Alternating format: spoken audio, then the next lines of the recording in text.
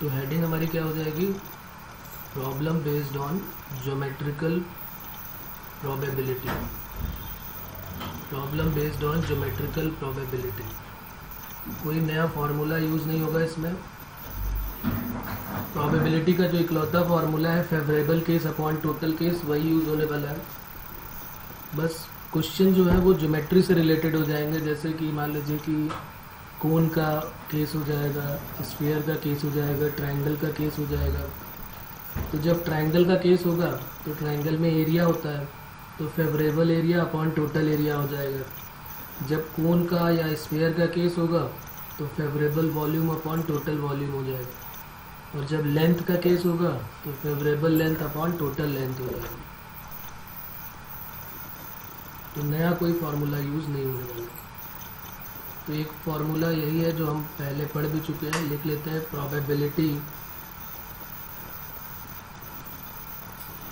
Probability of point to lie in required reason.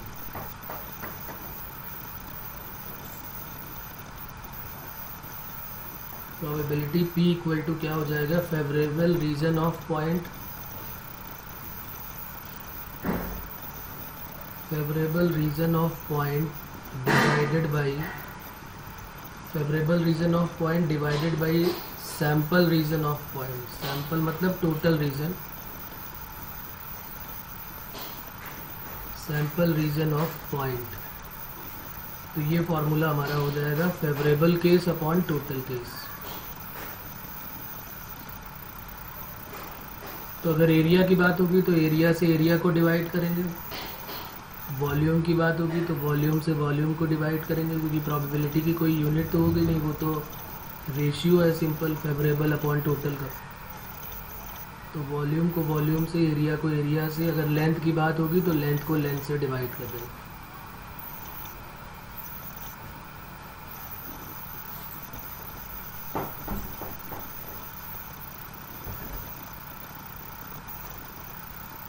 तो इसी में ले लेते हैं केस फर्स्ट कि अगर लेंथ की बात होगी तब क्या होगा। इफ पॉइंट है, अगर हमारे पास दो पॉइंट है इस टाइप से, एक लाइन ले लेते हैं, ये एक ए पॉइंट है और एक ये बी पॉइंट है। हमें सी डी की प्रोबेबिलिटी फाइंड आउट करनी है, ये वाले पार्ट की। तो फेवरेबल क्या हो जाएगा, सी डी, और टोटल लेंथ किसकी हो जाएगी, ए बी। तो probability of point to lie on the line C D, probability of the point lie on the line CD, तो क्या हो जाएगा, favourable length upon total length. तो फेवरेबल लेंथ क्या हो जाएगी, length of CD divided by length of AB। तो इस टाइप से क्वेश्चन मिलने वाले हैं, ये बहुत इजी से होंगे। ये हो जाएगा हमारा नेक्स्ट फार्मूला कि जब लेंथ की बात होगी तो लेंथ वाला यूज़ कर देंगे। एरिया की बात अगर हुई, सपोज करिए एरिया की बात अगर आती है, तो एरिया में क्या करेंगे, if a point lie on favourable area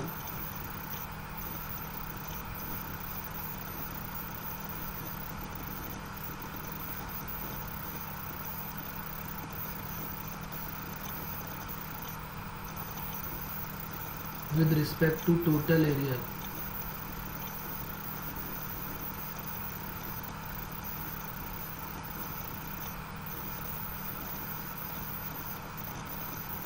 एक हमने कोई क्वाड्रिलेटरल ले लिया ABCD और उसमें कोई एक ट्रायंगल ले लिया PQR। अब हमें इस PQR की जो है प्रोबेबिलिटी निकालनी है, जो ट्रायंगल के इनसाइड जितने पॉइंट्स हैं उनकी प्रोबेबिलिटी हमें चाहिए। तो probability of point to lie in region S,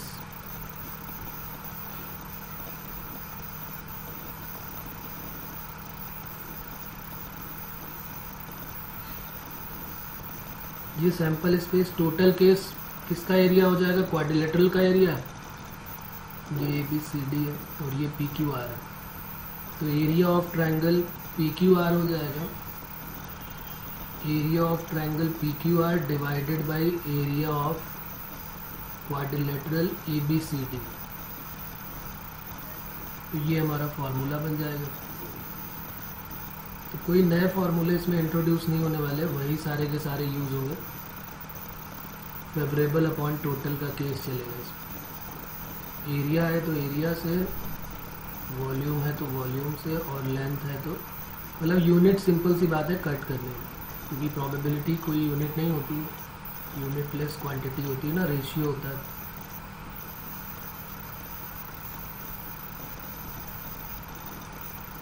case third ले लेते हैं।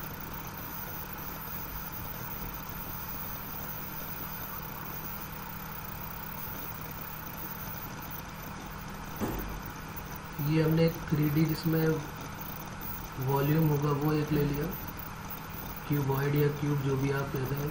ये क्यूबॉइड हो गया लेंथ ब्रेथ और हाइट का। और इसमें हमने एक कोई कोन ले लिया और इस कोन का हमको बताना है प्रोबेबिलिटी, जो पॉइंट जो है वो इनसाइड द कोन होगी। तो क्या हो जाएगा, probability of point to lie in required space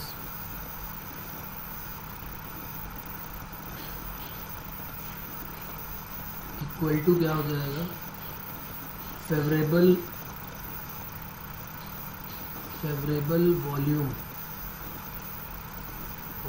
volume of किसका ले लेंगे, cone, divided by total volume किसका ले लेंगे,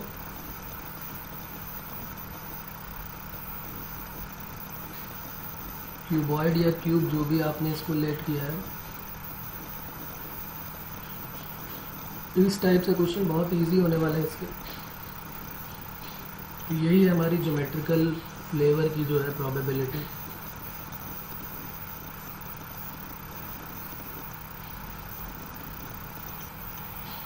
ये क्वेश्चन करते हैं तो फिर आइडिया होगा इसके क्वेश्चन किस टाइप से पूछे जाएंगे वाले। ओके।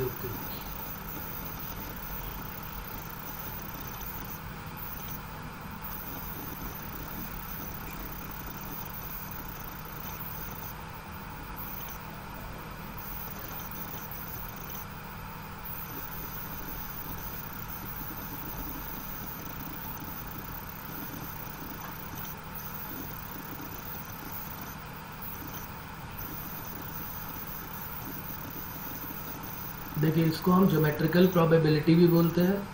आज ज्योमेट्रिकल प्रोबेबिलिटी के क्वेश्चन हम अभी डिस्कस करेंगे। ज्योमेट्रिकल प्रोबेबिलिटी सिंपल प्रोबेबिलिटी है, फॉर्मूला वही होगा फेवरेबल अपॉन टोटल का, जो हम 10th क्लास में पढ़ते आ रहे हैं। ज्योमेट्रिकल मतलब ज्योमेट्रिकल फिगर हो सकता है, ट्रायंगल आ जाए, क्वाड्रिलेटरल आ जाए, सर्कल आ जाए, स्फीयर आ जाए, पैराबोला,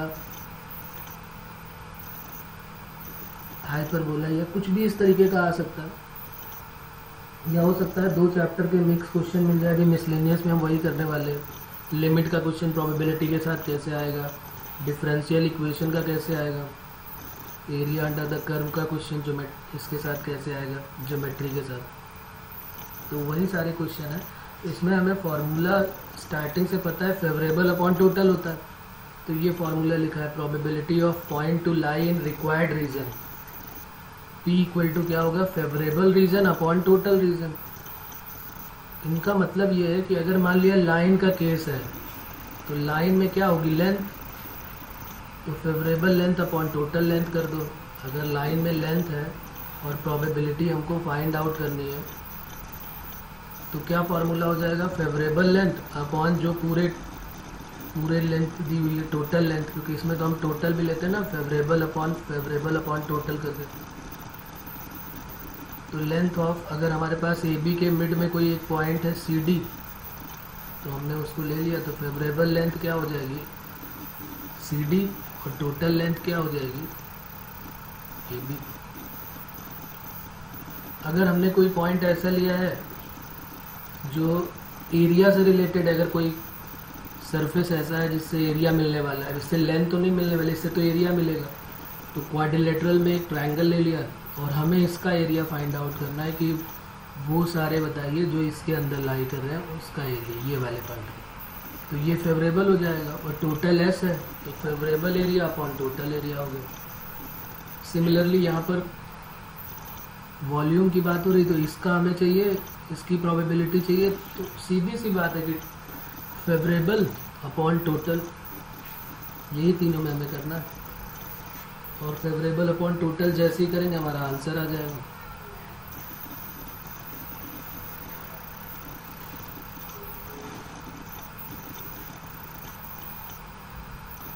अब क्लियर है बात, अभी भी कोई प्रॉब्लम?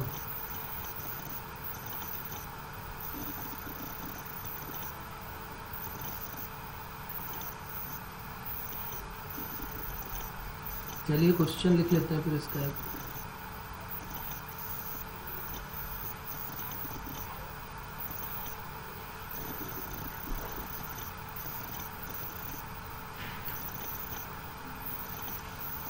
क्वेश्चन नंबर फर्स्ट है हमारा, a cube of side A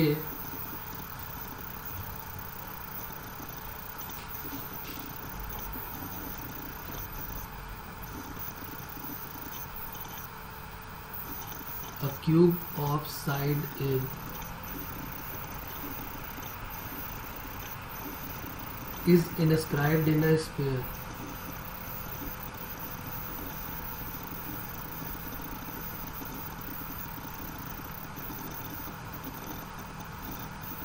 Then probability of any point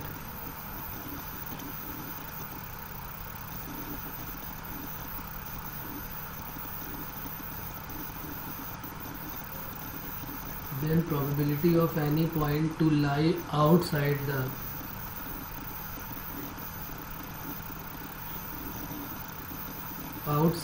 cube but inside the sphere.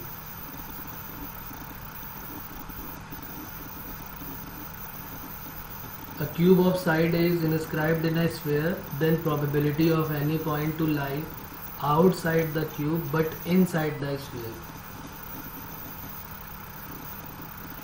एक स्फीयर हमको गिवन है। अब स्फीयर को हम 2D में बनाते हैं एक सर्कल की तरह। तो एक सर्कल हमको गिवन है जिसका स्फीयर है, बल्कि इसको बोलेंगे स्फीयर है, और उसके अंदर एक क्यूब है। तो हमें वो पॉइंट चाहिए जो इनसाइड द क्यूब हो, any point to lie outside the cube, sorry outside the cube हो बट इनसाइड द स्फीयर हो, outside the cube but inside the sphere.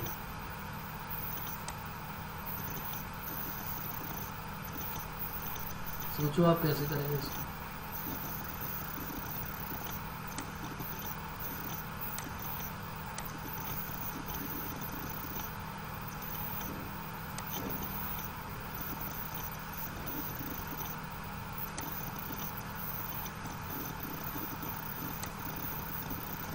ये एक हमारा सर्कल का फॉर्म हो गया है, ये क्यूबॉइड है, सॉरी ये स्फीयर है, इसके अंदर हमको एक क्यूब बनाना है।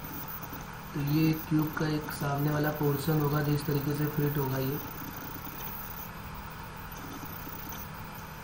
ठीक है ना। क्यूबॉइड तो वैसे ऐसे बनना चाहिए था, ये क्यूब जो भी है वो इस टाइप से क्यूब बनेगा, लेकिन जो सामने का पोर्शन जो हमें दिखाई देगा वो कुछ यही होगा।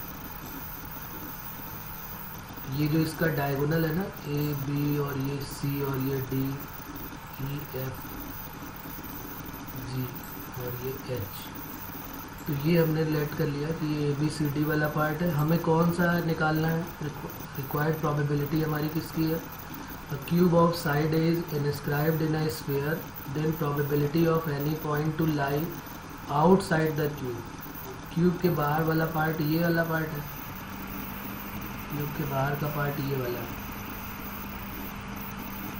तो ये वाला पार्ट भी क्यूब के बाहर है और ये वाला है आउटसाइड द क्यूब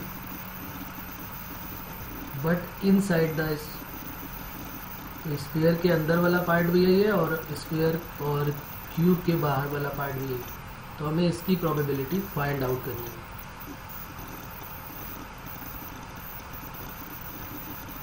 कैसे करेंगे, कौन बताएगा इसमें? अब चूंकि ये जो है वो क्यूब है और स्फीयर है तो वॉल्यूम से रिलेटेड होगा, तो favourable volume upon total volume हमें लेना पड़ेगा।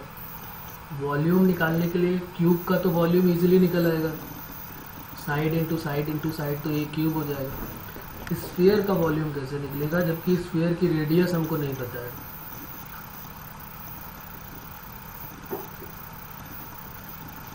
स्फीयर की रेडियस हमको नहीं पता है।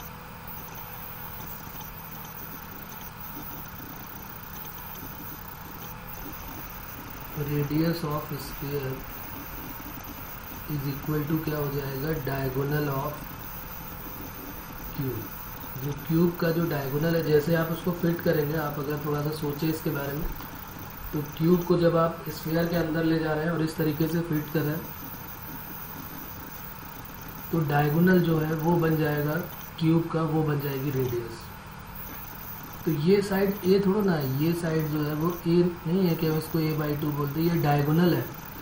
और डायगोनल का फॉर्मूला क्या होता है, अगर साइड हमको ए गिवन है तो डायगोनल ऑफ क्यूब होता है a√3।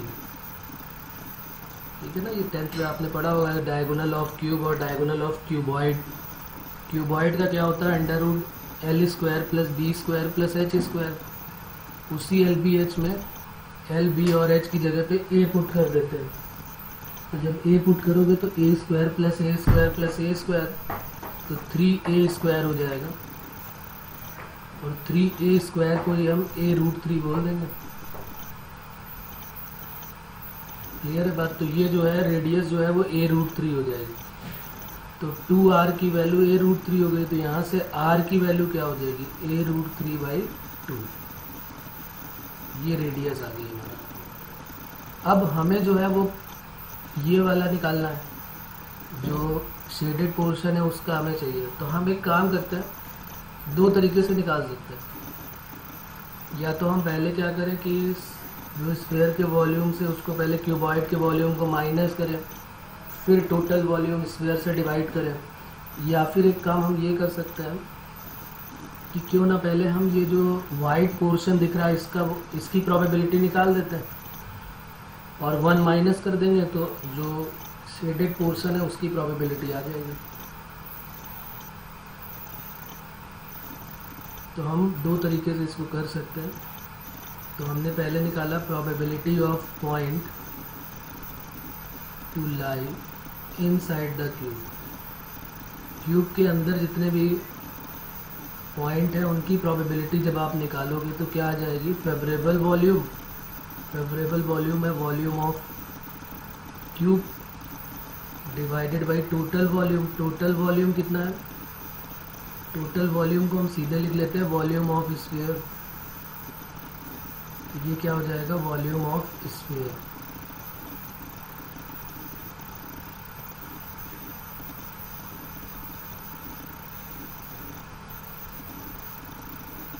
वैल्यू पुट कर देते हैं, इसका वॉल्यूम तो a³ हो जाएगा। Volume of sphere 4/3 pi r³। r की वैल्यू कितनी है,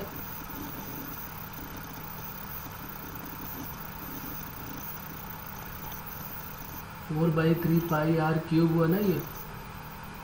तो r की वैल्यू हो गई कितनी, a√3/2 का होल क्यूब। बस इसी को सॉल्व करना है।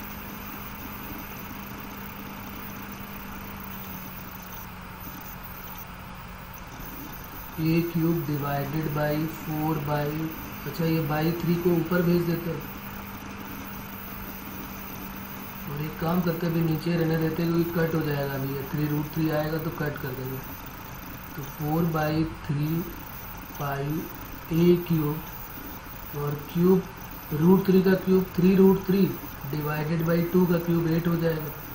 तो एक तो 3 से 3 कट हो गया और ये 4×2 = 8 कट हो गया और ये a³ से a³ कट हो गया।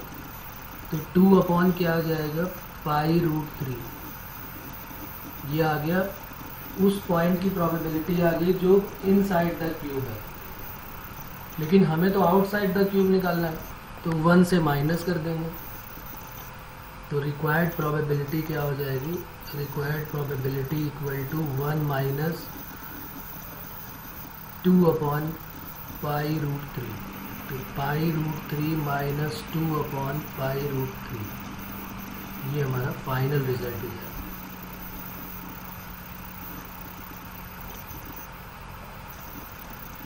प्रॉब्लम इसमें अभी भी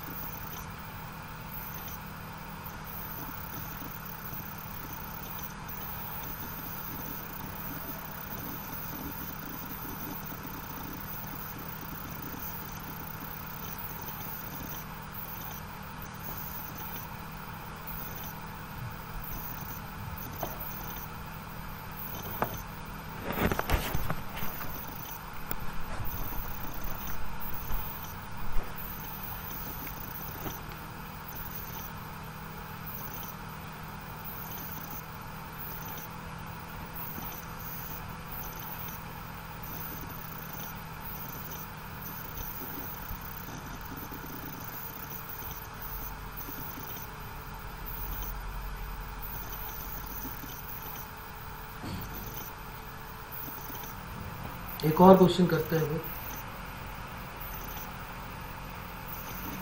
question number 2।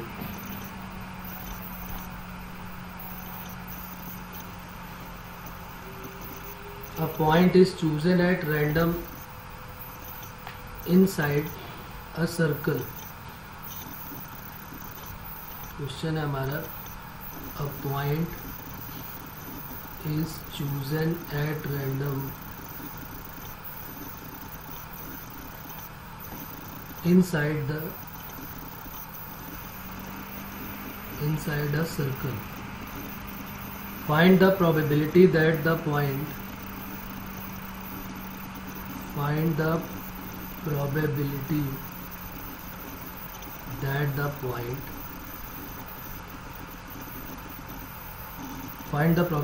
that the point is closer to the center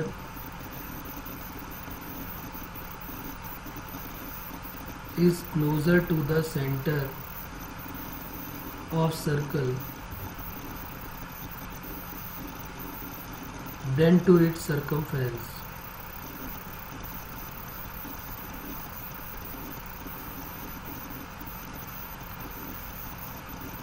एक कोई पॉइंट है, वो ऐसा हमको इनसाइड अ सर्कल लेना है और उसकी प्रोबेबिलिटी बतानी कौन से पॉइंट की। Find the probability that the point is closer to the centre of circle than to its circumference.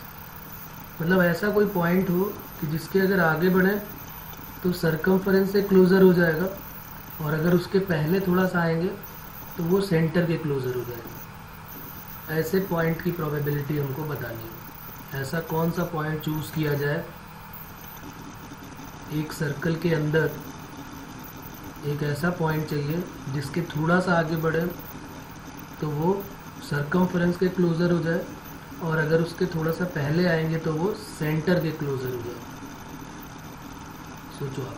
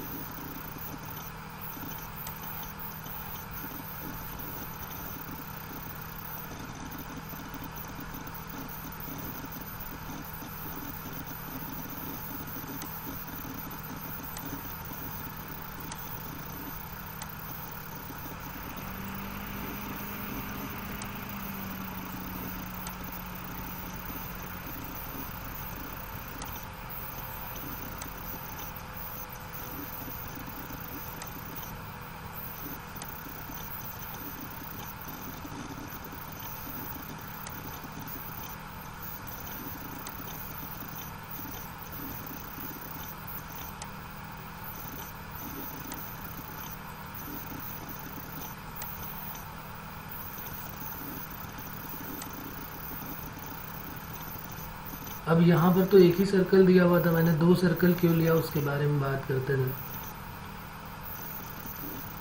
ये एक सर्कल है जिसकी रेडियस जो है वो कैपिटल आर है। अब एक दूसरा सर्कल हमको एक ऐसा लेना है या एक पॉइंट ऐसा लेना है, यहाँ पर मैं बना के दिखा देता हूँ किस टाइप से हमने सोचा है। ये हमारा जो है कैपिटल आर रेडियस का है सर्कल। अब वो कह रहा है कि कोई एक ऐसा पॉइंट चूज़ करो जिसके आगे अगर आप बढ़ो तो वो सरकमफरेंस के क्लोज हो जाए, और अगर उसके पहले आ जाओ तो वो सरकमफरेंस के सेंटर के, अगर आगे बढ़े तो सरकमफरेंस और अगर उसके पीछे आते हैं तो सेंटर। तो अगर मैं r/2 डिस्टेंस ले लूँ, सपोज कर लिए यहाँ पे मैंने इसकी आधी डिस्टेंस ले ली r/2, और इस पॉइंट चारों तरफ r/2 पे ले ली, मतलब एक लोकस टाइप का आप समझ सकते हो कि r/2। तो ये r/2 का एक पॉइंट मिलेगा आपको, और इस पॉइंट को जब आप ज्वाइन कराओगे तो क्या बनेगा, एक सर्कल बन जाएगा। इस r/2 जैसे मान लिया मैं यहाँ पर हूँ, इस पॉइंट के जैसे ही थोड़ा आगे बढ़ेंगे तो ये सरकमफरेंस के क्लोज़र हो जाएगा, और इस पॉइंट के जैसे ही हम पीछे की तरफ आएंगे तो वो सेंटर के क्लोज हो जाएगा। तो अब बात समझ में आई कि यहाँ पर r/2 ही रेडियस का हम सर्कल क्यों ले रहे हैं, r/3 क्यों नहीं ले रहे हैं, क्योंकि हमें बिल्कुल मिड पॉइंट पे लेके चलना है, और उसके थोड़ा सा आगे बढ़ेंगे आप तो सरकमफरेंस के क्लोज हो जाएंगे, और अगर उसके थोड़ा पहले की तरफ आएंगे, पीछे की तरफ थोड़ा आएंगे तो सेंटर के क्लोज हो जाएंगे।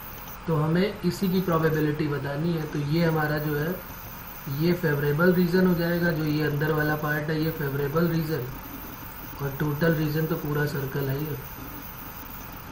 तो क्वेश्चन बहुत इजी है। रिक्वायर्ड एरिया क्या होगा, जो फेवरेबल रीजन है उसका πr² होगा, तो r/2 का स्क्वायर हो जाएगा, और टोटल एरिया πr² हो जाएगा। तो रिक्वायर्ड प्रोबेबिलिटी इक्वल टू क्या हो जाएगा, favourable area divided by total area. Favourable area हो जाएगा πr/2 का स्क्वायर डिवाइडेड बाय πr²। पाई से पाई कट हो जाएगा, r² से r² कट हो जाएगा, तो आंसर हो जाएगा हमारा 1/4। प्रॉब्लम ये है समझने में कि यहाँ पर r/2 क्यों लिया, बाकी क्वेश्चन में कोई दम नहीं है। इसके क्वेश्चन सारे के सारे बहुत इजी बनने वाले हैं, बस हमें ये थोड़ा सा ध्यान देना है कि कब हम r लेंगे और कब जो है r/2 ले रहे हैं। उसका आइडिया अगर हमें होगा तो फिर क्वेश्चन में कोई प्रॉब्लम नहीं होने वाली।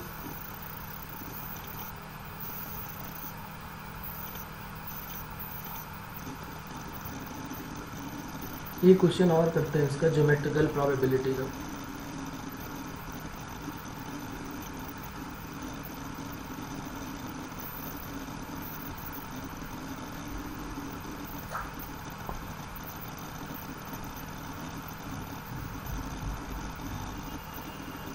इसमें कोई प्रॉब्लम है यहाँ तक?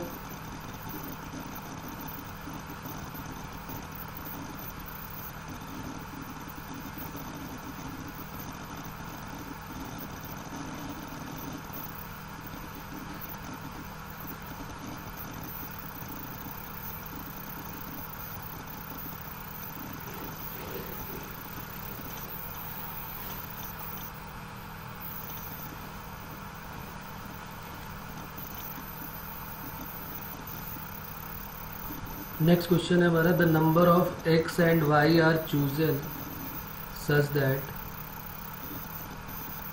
The number of x and y are such that x belongs to closed interval में 0,4 and y belongs to closed interval में 0,4। Find probability that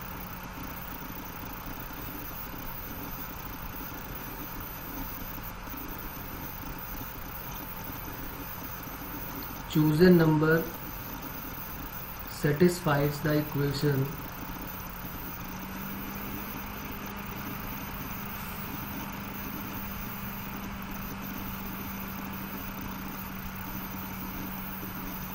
y² less than और equal to x। A option में है 1/3, B option में है और ये में है 1/√3, बी में है √2/3, सी में 1/3 और डी में क्या हो जाएगा 2/3। एक्स और वाई की लिमिट्स है। एक्स को हमें फर्स्ट क्वाड्रेंट में लेना है 0 से 4 तक, वाई को भी 0 से 4 तक ही लेना है। Find probability that chosen number satisfies the equation. ऐसे कौन कौन से फेवरेबल रीज़न होगा उस 4,4 में। भाई एक्स की वैल्यू 0 से 4 तक है और वाई की वैल्यू 0 से 4 तक है, तो इसका मतलब पक्की बात है कि जो पॉइंट्स हमको मिलेंगे वो 4,4 के अंदर ही लेने होंगे। ये हमारा 0,4 हो जाएगा और ये हो जाएगा 4,0, यानी जो भी पॉइंट हमारा होगा वो इसी के अंदर होगा। ये हमारा टोटल केस हो जाएगा। एक्स और वाई के साथ ये हमारा टोटल केस होने वाला है। ये ओरिजिन हो गया, ये एक्स एक्सिस और ये वाई एक्सिस। अब जो फेवरेबल रीजन है वो क्या होगा, मेन क्वेश्चन की प्रॉब्लम यही है। तो y² लेस देन और इक्वल टू x है और वो भी फर्स्ट क्वाड्रेंट में लेना है। तो जब भी कभी इनइक्वालिटी आती है तो पहले हम इक्वालिटी का केस बनाते हैं। तो इक्वालिटी के केस में y² इक्वल टू x का केस ऐसे बनेगा, तो y² इक्वल टू x का पैराबोला कुछ इस टाइप से बनता है।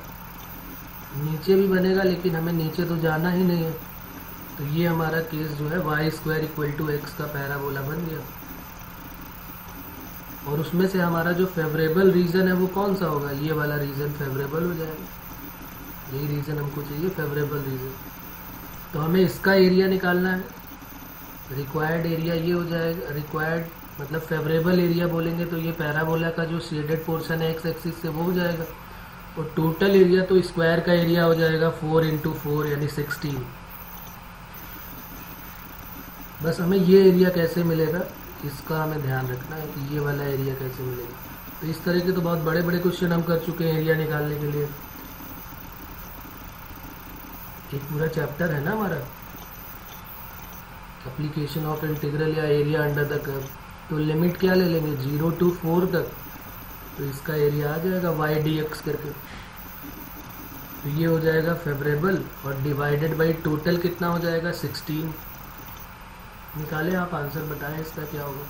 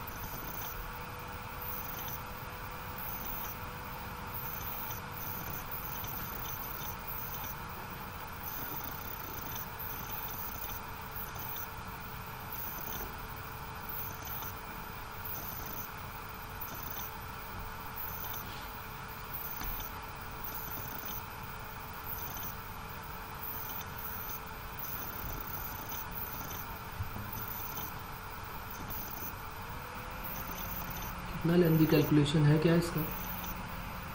Required probability equal to favourable region क्या हो जाएगा, limit 0 to 4 y dx divided by total area क्या हो जाएगा 4 into 4। भाई ये लेंथ 4 है और ये भी 4 है, एक स्क्वायर बन रहा है, तो स्क्वायर का एरिया 4 into 4। और पैराबोला का जो एक्स एक्सिस के ऊपर वाला पार्ट है उसका फॉर्मूला हो जाएगा limit a to b 0 to 4 y dx। और y की वैल्यू क्या है, under root x d x divided by 16। तो रूट एक्स का हो जाएगा x to the power 3/2 upon 3/2 multiplied by 16 और लिमिट हो जाएगी 0 to 4। तो 2 से इसको कट कर देते हैं, 2 8 जा 16 हो गया, तो 1/3 into 8 और यहाँ 4 to the power क्या हो जाएगी 3/2, तो 1/3 into 8 और 4 को लिख सकते हैं 2 का स्क्वायर और उसकी होल पावर 3/2, तो 2 से 2 कट हो गया, तो 1/3 into 8 और 2 का क्यूब भी 8 हो जाएगा, तो 8 से 8 कट कर दिया, तो 1/3 इसका आंसर हो जाएगा। है कोई प्रॉब्लम अभी भी बताइए।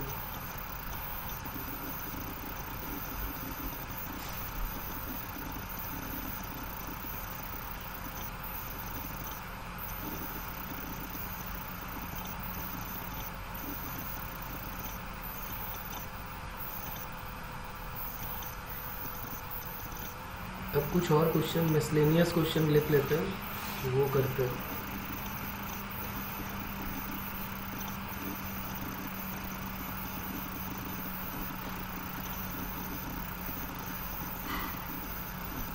ये वो वाले क्वेश्चंस होंगे जिनमें मिक्स चैप्टर के क्वेश्चन आए होंगे, मतलब हो सकता है लिमिट्स का इसके साथ दे दे, या हो सकता है परमुटेशन कॉम्बिनेशन का तो खैर इसके साथ आता ही है, डिफरेंशियल इक्वेशन को इसके साथ मर्ज कर दे, किसी भी 2 चैप्टर को या 3 चैप्टर को एक साथ मर्ज करके क्वेश्चंस बना सकते हैं। तो ये वो वाले क्वेश्चंस। पहला क्वेश्चन लिखते हैं इसका फिर।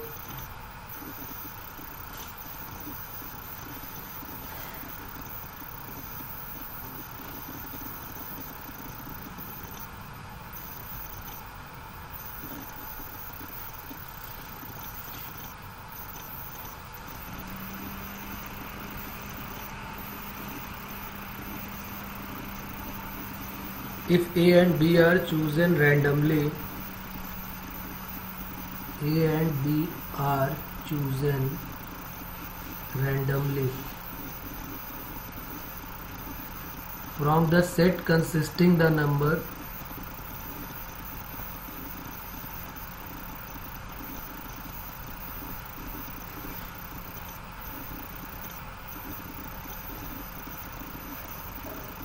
One two three four five six, dice नहीं बोला लेकिन उन्होंने 1 2 3 4 5 6 दिया हुआ है विद रिप्लेसमेंट।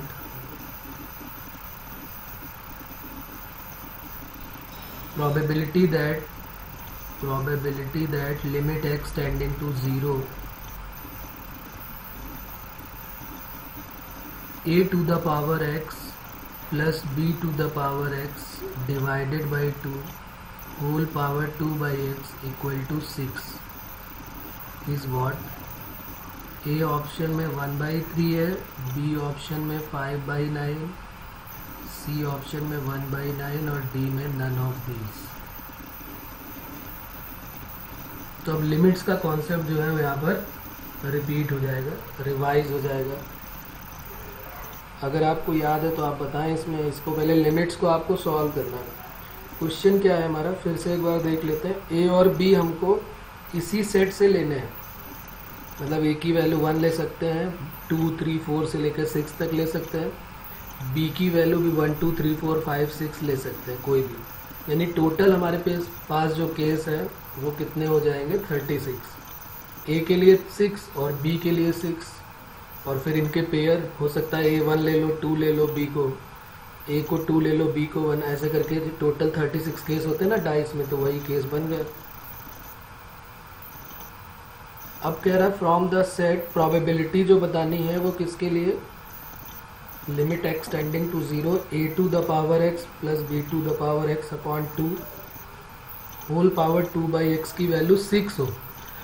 ए और बी की वैल्यू हमको वो लेनी है जिसमें यहाँ पर रखने के बाद वैल्यू हमेशा 6 दे, तो वो फेवरेबल केस हो जाएंगे।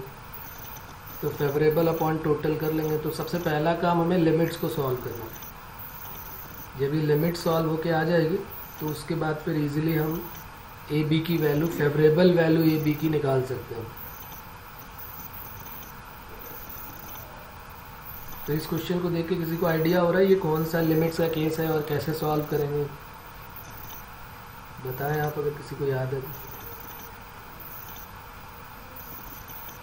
और ये ऐसा एक इम्पॉर्टेंट केस है लिमिट्स का जो बहुत ज़्यादा क्वेश्चन इसके करवाए गए हैं लिमिट्स के, और जेई वालों का फेवरेट है। लगभग हर साल में ये क्वेश्चन इसके पूछे जाते हैं, कोई ना कोई पेपर में ज़रूर 1 की पावर इन्फिनिटी का केस मिलेगा ही मिलेगा। जब आप x की वैल्यू यहाँ 0 पुट करोगे, देखो यहाँ पर पुट करके, जब x की जगह पे ये जो x टेंडिंग टू 0 है, जब यहाँ पुट करोगे, यहाँ पुट करोगे और यहाँ पुट करोगे, तो a की पावर 0 1 हो जाएगा, b की पावर 0 भी 1 हो जाएगा। तो 1 + 1 2, 2/2 1 आ जाएगा। तो ये 1 की पावर और 2/0 इन्फिनिटी होता है, तो 1 की पावर इन्फिनिटी का केस बन जाएगा ये, 1 टू द पावर इन्फिनिटी। तो 1 की पावर इन्फिनिटी में वैसे तो लॉग लेके भी हम करते हैं पूरा मेथड से, लेकिन मैंने इसका एक फार्मूला भी आपको बताया हुआ है, आप इसको ज़रूर याद रखें। अगर भूल गए तो मैं फिर से यहाँ लिख देता हूँ कि limit x tending to A fx to the power अगर gx का केस है, और ये जो इसका फॉर्म है वो इसका फॉर्म 1 टू द पावर अगर इन्फिनिटी का फॉर्म बनता है, तो फॉर्मूला हो जाता है e टू द पावर में limit x tending to A ले लो और gx इंटू ब्रैकेट में क्या हो जाता है fx - 1। तो ये जो फार्मूला है हमारा, ये मोस्ट इम्पॉर्टेंट फार्मूला है। लिमिट्स में हद से ज़्यादा क्वेश्चन जेई के मिलेंगे इसमें, 1 की पावर इन्फिनिटी। ठीक है, ये तो आपको याद ही रहना चाहिए, भूलना भी नहीं चाहिए। अगर लिमिट्स हमने बहुत पहले भी पढ़ी तब भी ये एक ऐसा केस है जो बहुत इम्पॉर्टेंट है। e to the power limit x tending to A gx into fx - 1। उस चैप्टर में इसका प्रूफ भी बताया गया है, अभी भी कर सकते हैं, कोई बहुत बड़ा काम नहीं। आपने पढ़ा होगा कि अगर फंक्शन की पावर फंक्शन होती है तो लॉग ले लेते हैं, तो बस इसी क्वेश्चन को, जो ये limit x tending to A fx की पावर gx है, इसी में हम लॉग ले लेते हैं। तो y इक्वल टू लेट कर लेते हैं limit x tending to A fx to the power gx, और फिर लॉग ले लेते हैं बोथ साइड, और लॉग जैसे ही हटाएंगे तो e की पावर में आ जाता है ये। तो हम सीधे सीधे यही फार्मूला ही याद करते हैं, 2 लाइन भी हम क्यों बर्बाद करें और टाइम वेस्ट करने कोई फ़ायदा नहीं, सीधे हम ये फार्मूला याद रखें। क्या करना होता है, e की पावर में सबको ले जाना है पूरे क्वेश्चन को, gx को नीचे मल्टीप्लाई में ले लेना है और fx से 1 कम कर देना है। तो अब आप बताएं यहाँ से इसको सॉल्व करके क्या बन रही वैल्यू।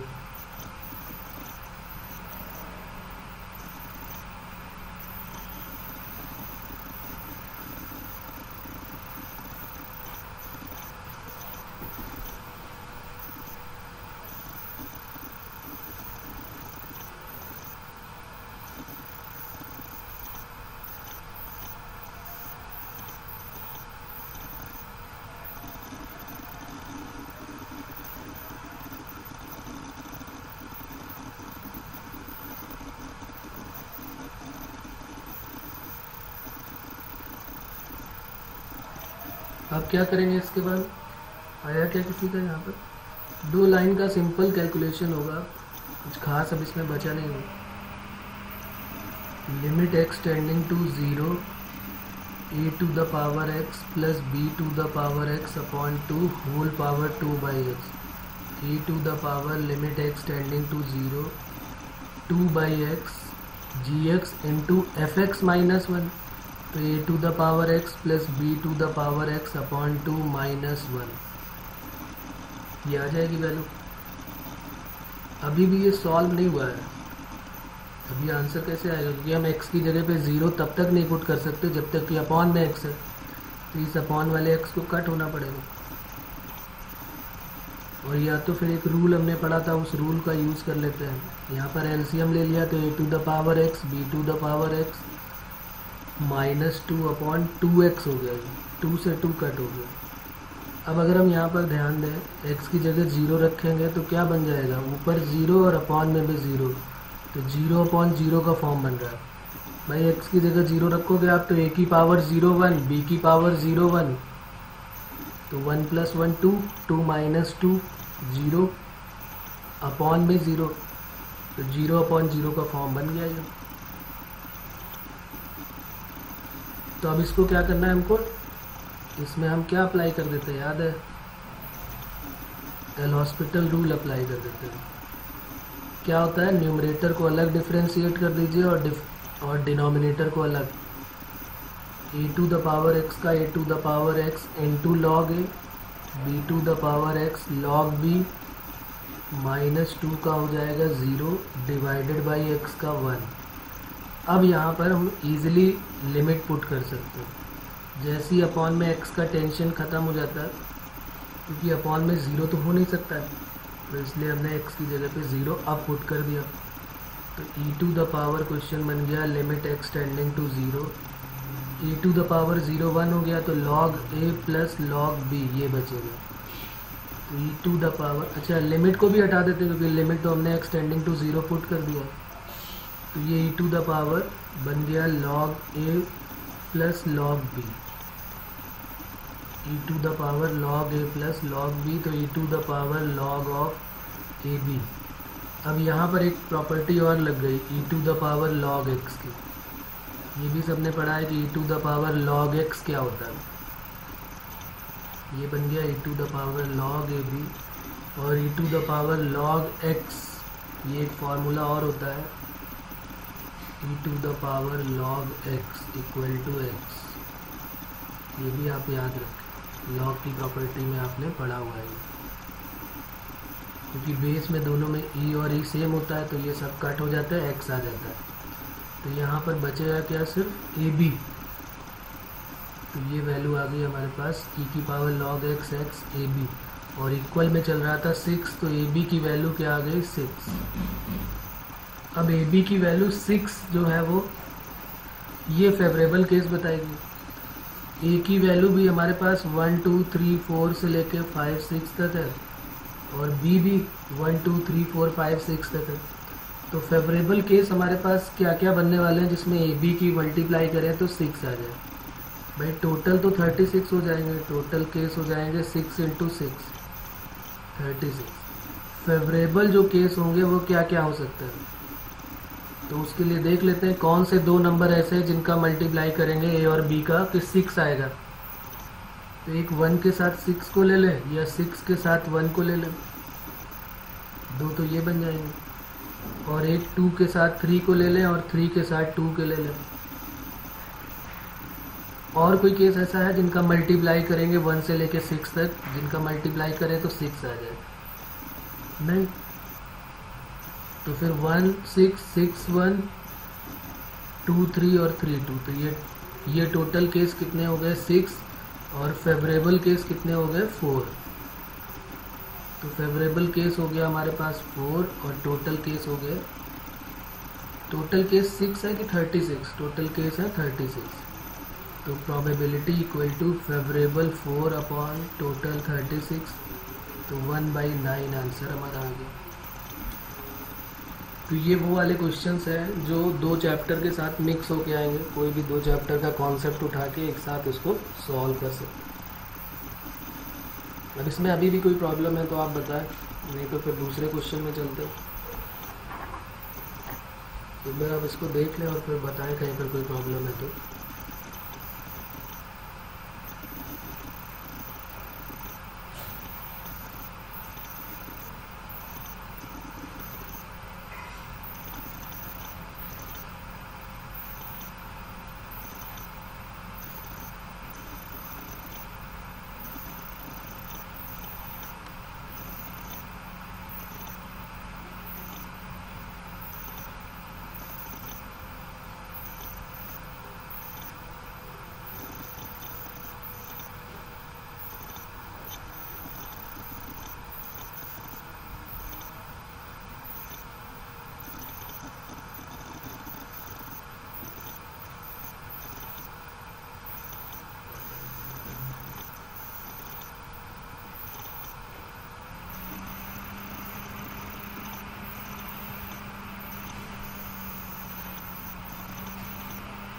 नेक्स्ट क्वेश्चन एक और लिखते हैं।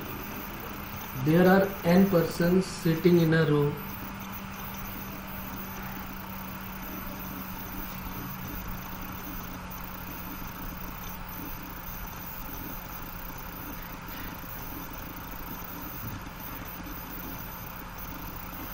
two of them are selected at random.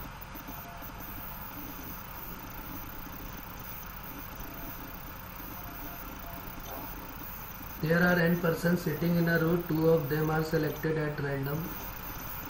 The probability that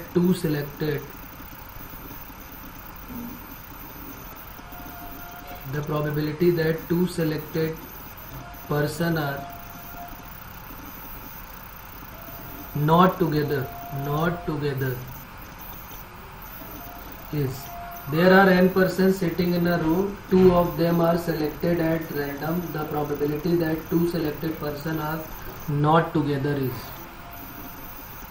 A option में गिवन है 2/n, B ऑप्शन में गिवन है 1 - 2/n, n into n minus 1 whole divided by n plus 1 into n plus 2, और D option में है n minus 1 upon nc2।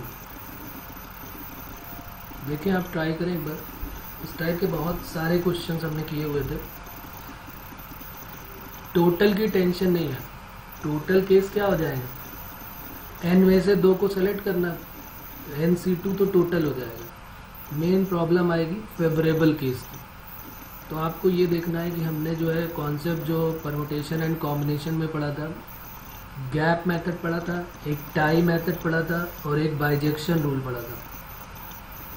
उन सब में से कौन सा यूज़ करना चाहिए जबकि 2 पर्सन एक साथ कभी ना हो, उनकी प्रोबेबिलिटी निकालनी है।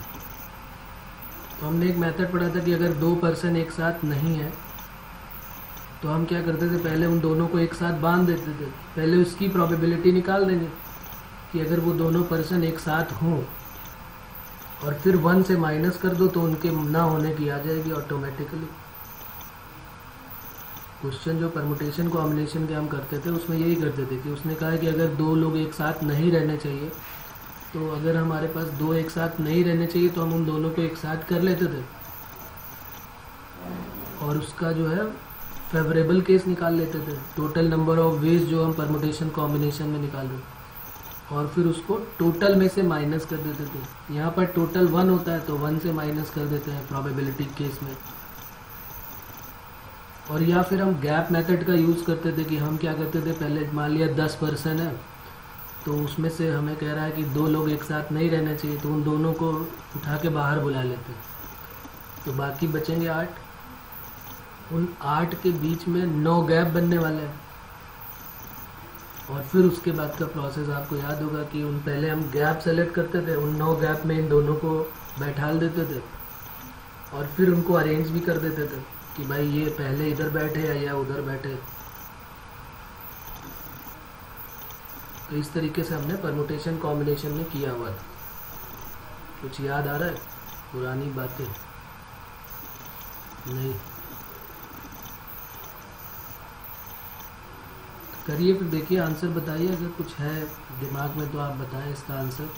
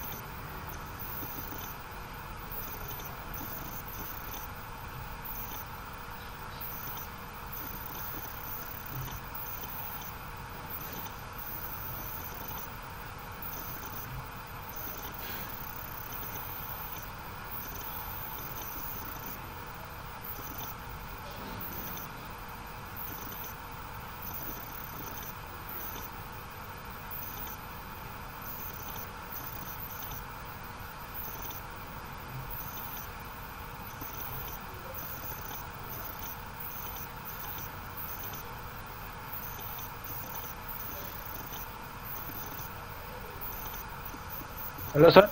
हाँ बताइए। Sir option B. बिल्कुल सही है, गुड, बहुत बढ़िया। क्या किया है बता भी दो। सर n-1 और nc2 n-1 upon bye nc2 n-1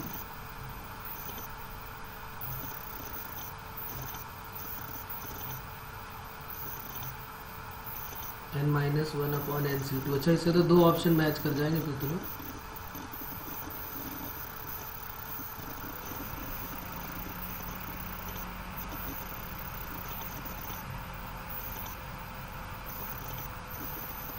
इसको n-2 कर लेते हैं फिर।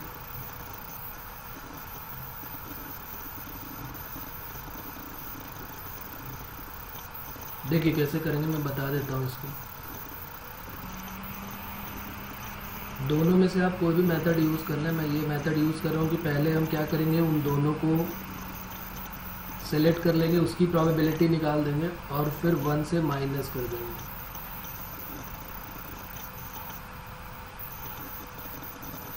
तो ये n-1 अपॉन nc2, वैसे तो ये सही था n-1 अपॉन nc2, क्योंकि उस हमें जो निकालनी थी वो किसकी प्रोबेबिलिटी थी, हमें निकालनी है कि जब वो दोनों एक साथ ना हो तब के लिए। हाँ, तो फिर ये बी ऑप्शन ही सही आएगा। देखिए यहाँ पर जो पर्सन है हमारे पास, एक बार देख लेते हैं इसको। ये n पर्सन है हमारे पास। इस n पर्सन में से हमें दो को सेलेक्ट कर लिया हमने। दो को पहले उसने बोला है कि साथ में नहीं होने चाहिए, तो पहले हमने उन दोनों को साथ में कर लिया। तो ये दो जो है वो एक बॉक्स में आ गए। वो पर्सन P1 और P2 जो थे, इन दोनों को एक साथ हमने कर लिया। तो ये P1 और P2 जो है वो दो पर्सन हमारे एक साथ आ गए। ये P1 और ये P2। तो टोटल n पर्सन थे, उसमें से दो एक साथ आ गए। तो अब जो है, अब कितने बचेंगे, ये n-2 होते हैं यहाँ पर, तो ये n-2 बचे होंगे और दो एक साथ हो गए। तो टोटल नंबर ऑफ यूनिट क्या हो जाएगी,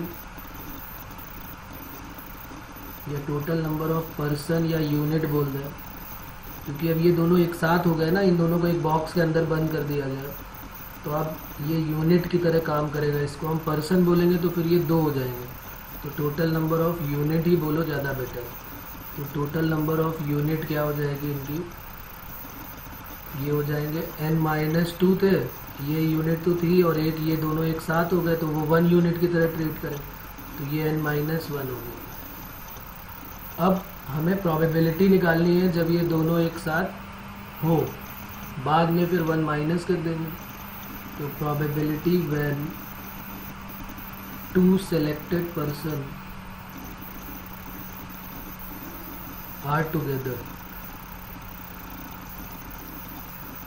तो ये क्या हो जाएगी, n-1 हमारे पास टोटल यूनिट थे, उसमें से एक को सेलेक्ट किया क्योंकि वो दोनों एक ही यूनिट की तरह ट्रीट करे। तो ये n-1 से भाई P1 P2 एक ही तो सिलेक्शन हो जाएगा, तो n-1 से एक को कर लिया सेलेक्ट, और टोटल कितना है nc2। तो ये बन जाएगा n-1 अपॉन nc2 का फॉर्मूला लगा देते हैं, n into n-1 upon factorial 2। तो n-1 कट हो गया, तो ये आ गया 2/n। अब प्रोबेबिलिटी हमें किसकी निकालनी है कि जब वो सेलेक्टेड पर्सन साथ में ना हो, ये तो अभी हमने होने की निकाली है।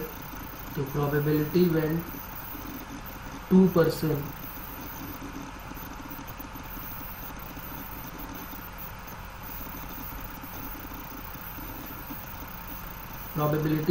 पर्सन आर नॉट टुगेदर, ये हो जाएगी 1 - 2/n। ये आंसर हो जाएगा हमारा।